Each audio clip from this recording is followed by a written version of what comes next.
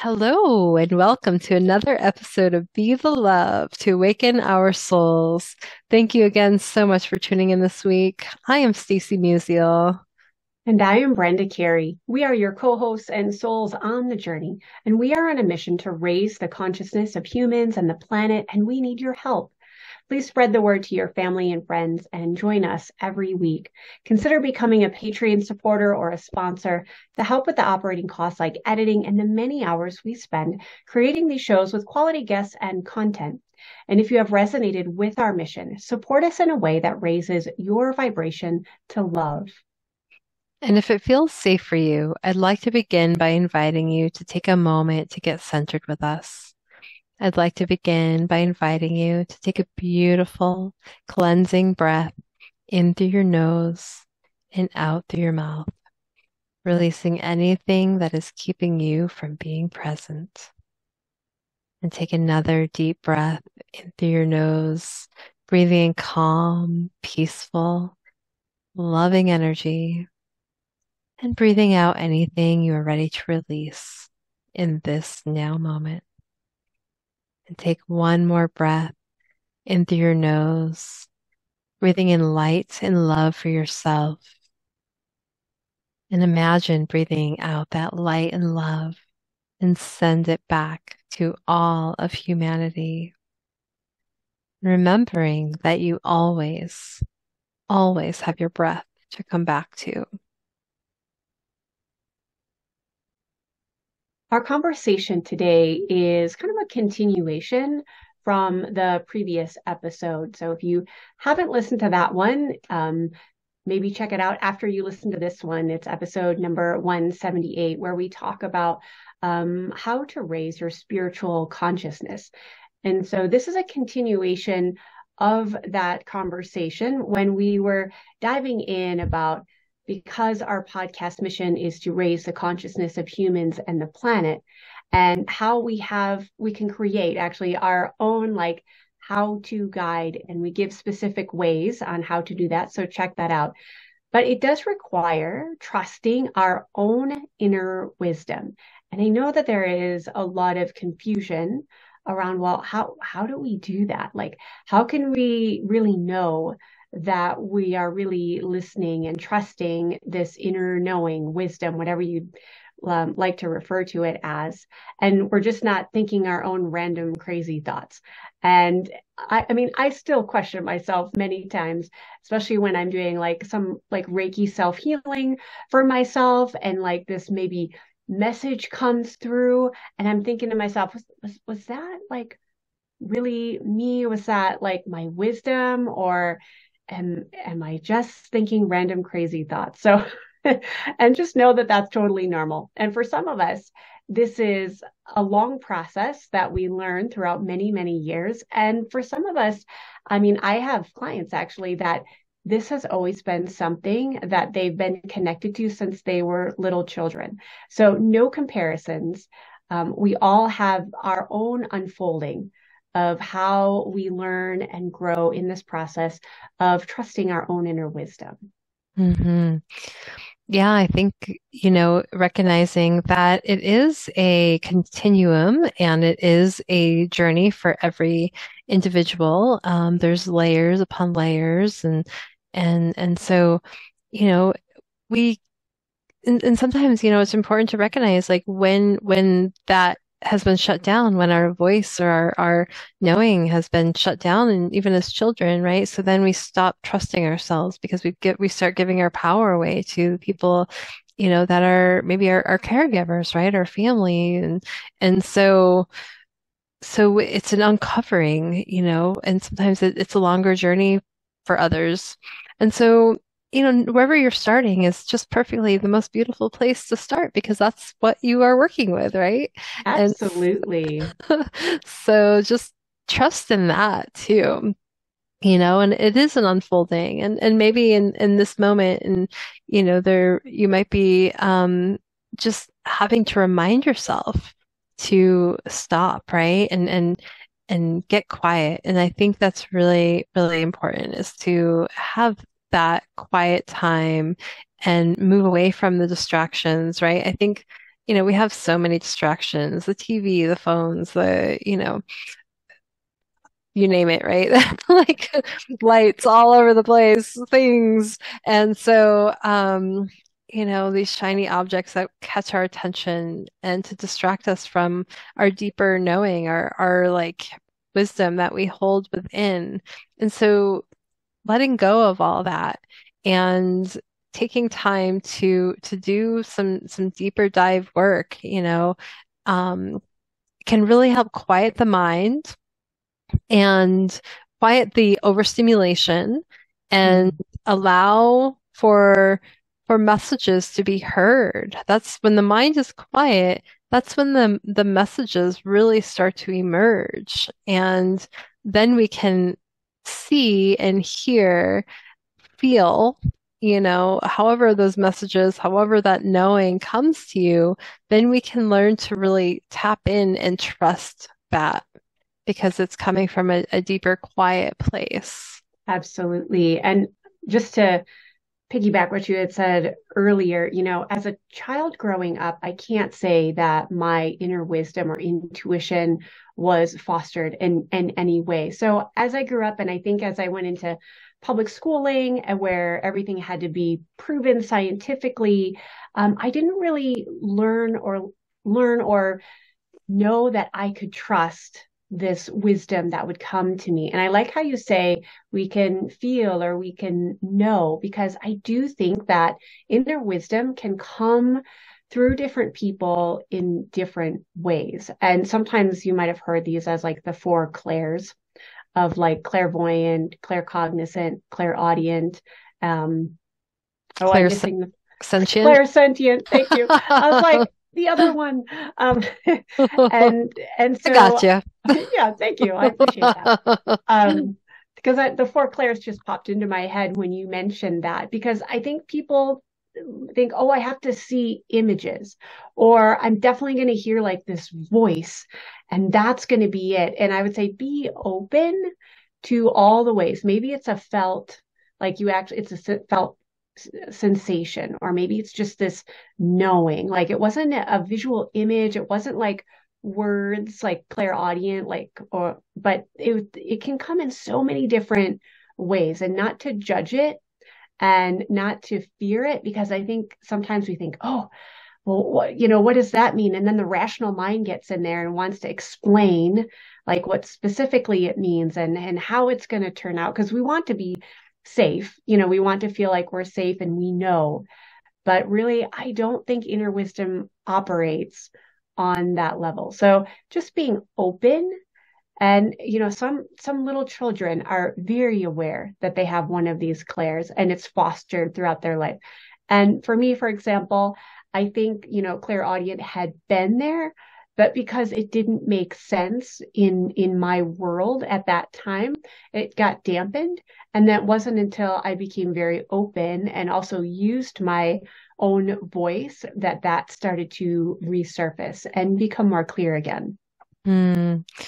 Yeah, and I think for me, like I've been really uncovering a lot of my own deeper knowing, right? That for me, it hasn't been fostered either in my childhood. And in fact, there was, just a sense of, children should be seen and not heard, and that I, wasn't really, uh, it wasn't something that my parents knew how to do, is to foster,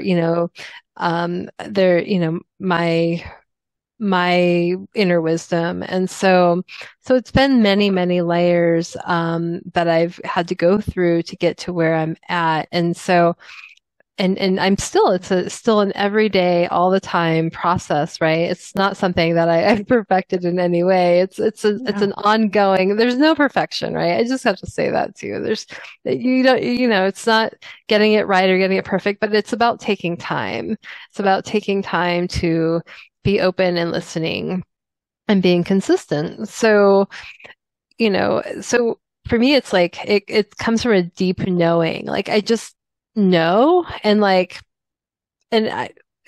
of the time it turns out to be right, or I'll get like a message of confirmation, and it's this deep knowing, and I feel it deep in my sacral chakra and my gut energy and my, solar plexus. And so it's like this this awareness, and sometimes I will just have this, sense of something, and then it'll something will happen to confirm that. Or like maybe I'll just have this message, oh, I think I'm, like this morning actually I was watching this video, and I thought, I was like, oh, I'm gonna send this to my friend. I think she would really resonate with this. And I sent it to her, and she's like, I was just looking for a video to watch.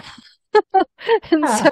it was just like tuning into those little things too. And those little things can, when you start trusting in, I'm gonna send this because I had this intuition that it would be, something that she would appreciate. And so those little things start to add up, and then the little things become big things. And so Yeah.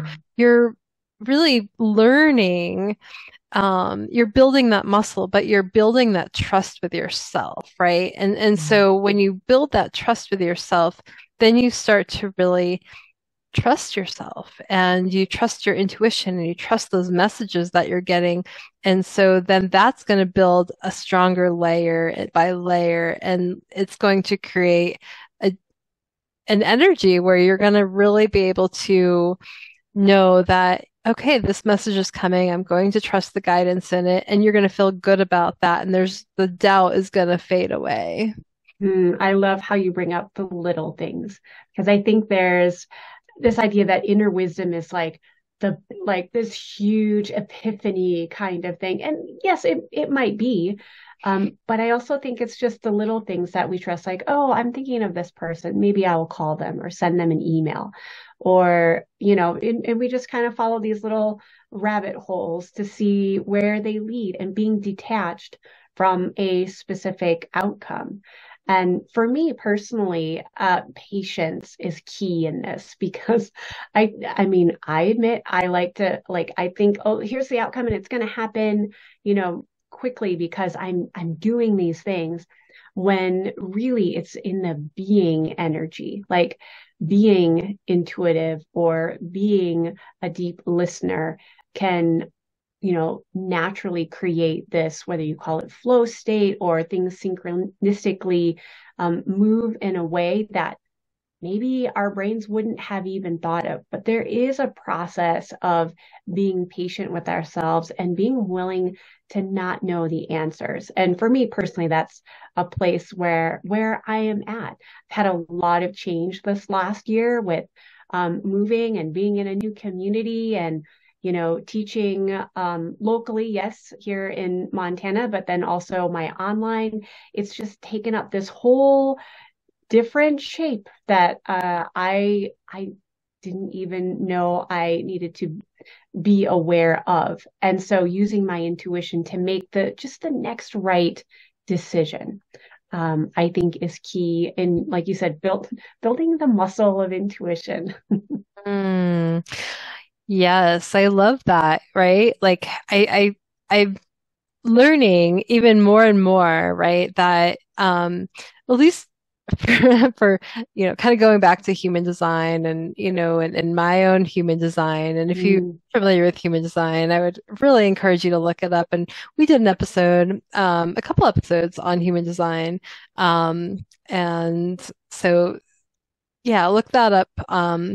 But my personal human design is all about living in the now. And, I used to have this like 5-year plan and everything. And I realized that 5-year plan doesn't work for me. And, I could like trying to get a sense of where do I want to be? What do I want to be doing? And so for me, though, it is about living in the now, and it's an unfolding. So it's okay. So if something comes into my awareness, right, in this moment, in this now, that's the moment I can tap into. Is this moment, is this thing coming into my awareness? Is this opportunity or this experience or this, whatever? is that feeling right to me? And is that a full body yes, right? And is that my deeper knowing when I'm like, yes, this is what the next step, right? The unfolding, because that next step will lead to the next step, it will lead to the next step, will lead me eventually into 5 years, right? But I don't have to get it all figured out, but I can continue to allow that process to unfold and trust that I'm being led, right? It's this energy that I'm being led by something greater outside of me and within me. So it's a co-creation that the universe is bringing to me the things I need because I'm in flow. When I'm out of flow, I know that too because things aren't showing up in the way and they're not being as with ease and grace, right? It feels like there's a lot of tension and resistance. And sometimes, Mm, you know, needed when you're, if things aren't unfolding, but it's maybe a resting time, right? But when things are in the flow, yeah, it's like this, you're getting this energy, you're getting what you need in the moment, and that's your opportunity to really step in and trust in that that next unfolding. And that's mm, my personal experience, but that's been really helpful and has really worked for me and my situation because I get to like not have to figure everything out right now. And I know I have a bigger vision, of like how I want to feel, right? And that's another thing. So that feeling and knowing the intention of what I want to create on a more uh, systemic or higher level of consciousness energy and so where that's leading me has been unfolding. I don't know what that's going to look like right now because I'm trying to get out of the way and the how, but because I don't have to figure everything out, I don't have to know how, right? I can just allow the process to unfold and not feel like I have to do all the time. mm. I love that you explain that because I think that can be a tricky thing. I do remember, and I'm still obviously a work in progress with this because I do like to plan, that I do have like a particular emotion I align with, or like for my year, I have a Sen Culpa or a heart's deepest desire. And I still do plan out. Now I'm becoming less attached to the outcome of it. And I have to really check in with my energy periodically and be like, okay, am I being this or am I just trying to force and do it and think it all out from the mind? And this is one of the things I really like to work with my clients on is like holding that greater vision or sankalpa is what the yogis call it. And I mean, I get it. For many of us planning, we have to live our lives and have a trajectory. But having this balance of, can I still hold that space and trust my inner wisdom and trust the process? And again, it's in the little things that we begin to develop that muscle and then still have maybe a longer trajectory of this is the direction of where I want to go. And I will, to the best of my ability of what I know right now, offering myself forgiveness and grace when things don't go as the way I thought is planned. Who knows? Maybe it's even better. That's my new question to many of my clients. What if it could be even better than what we imagine and hold space for that? Mm. I think that can be a really fun way because it can be fun to really trust in our own unique inner wisdom. Mm, absolutely. That's really a big theme, like in a lot of clients I work with too. Just learning and trusting, and working with someone to really sit with their own deepest knowing, right? Mm, Because when we really take that time and get quiet, right? And so I will sit there with someone and just help them just experience what that feels like. And, without all the clouded emotions and, we'll work through those layers and then get to that deeper knowing and where that resides within them. And and then strengthening that. So helping them to embody that feeling of trust, right? Because the more we sit there and and tune into that feeling and we allow it to grow and expand, we can grow that, and that way it's going to be there a lot stronger than, if we don't do that. So I think that's really important. And it's so rewarding to just witness the transformation when someone really, really like taps into that deeper knowing, because that helps them, unfold in their life. It's a beautiful, beautiful process. Right. Wouldn't you agree? I think that's one of my favorite things about being a holistic healer and coach, and for you as a psychotherapist, like we get to be the witness to some Mm. pretty amazing transformation, people who have evolved. Like I look at people who've worked with me, for months and months, and I'll say, remember when, the anxiety, was so bad that you couldn't show up to work. But look now, you have these tools. You've learned to trust your own inner wisdom and know which tools work for you and which ones don't. And that's totally okay that they don't. It's not like they're a failure because that one maybe particular energy healing technique didn't really resonate with them. That's fine. But it's that slow building that we get to witness in other people. I think that's part of the magic. And I mean, it's definitely why I keep doing what I do, despite some of the obstacles. Absolutely. And again, like going back to that, right? It's an unfolding. There's no such thing as perfection, right? But we do have to take that consistent time to really sit with ourselves, right? And uncover the cultural conditioning or the familial conditioning or however it's been conditioned, right? Because we've all been conditioned in some way or another, right? We have to acknowledge that, and so but also love that at the same time, because then we get to work through that to really dive deep to who we truly are at the core, and that core is so beautiful, and we all have this ability to have a deeper knowing, to receive these messages no matter how they're coming. And so just, taking the time to really sit with them and get quiet with yourself, and it'll start to become clearer and clearer as time goes on. So true. So, the encouragement to our listeners out there, take some time, whether it's right after you listen to this podcast, or later today, make it a plan, a short-term plan, but make it a plan to spend some time with yourself, not distracted. Put the phone away. Maybe go outside if the day is nice, where you can just be in natural lighting if that's possible. But give yourself permission to just be and just tune in. And yes, notice the crazy thoughts that sometimes float in and out, being very unattached. You're not those thoughts, but also really start to listen. Notice where in your body some of these emotions are coming up with, just being a witness to the mind. And then it could be a simple asking of, what do I need to know in this moment?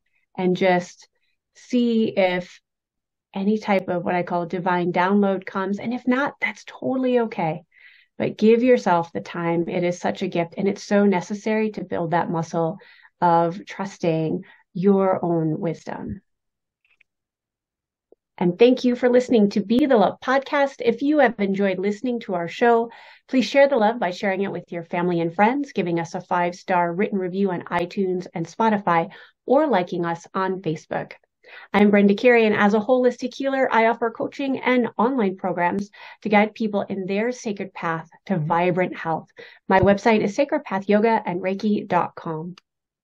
And I'm Stacy Musial. I'm a psychotherapist specializing in whole person, deep soul healing. And you can find out more about my work, my book, and programs at awakenyouремpoweredsoul.com. You can check out our links in the show notes.